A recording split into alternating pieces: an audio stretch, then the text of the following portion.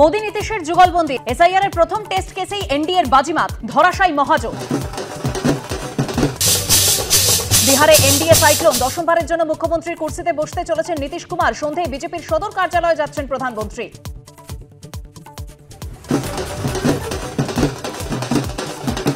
খুনের মামলায় জেলবন্দি থেকেও জেডিইউ-এর আনন্দ সিং এর জয়, পাটনার বাসভবনে 1 লক্ষের মধ্যাহ্ন ভোজের আয়োজন। এবার পালা বাংলার, বিহার জয়ের পরেই বিজেপি নেতাদের হুঙ্কার, বাংলায় হবে জয় আমাদের। अगली बारी बंगाल है दीदी। পাটলিপুত্র জয়ের পরেই বিজেপির চ্যালেঞ্জ, পাল্টা চ্যালেঞ্জ তৃণমূলের। তৃণমূল মানুষের বন্ধু, বিজেপি এখানে শত্রু।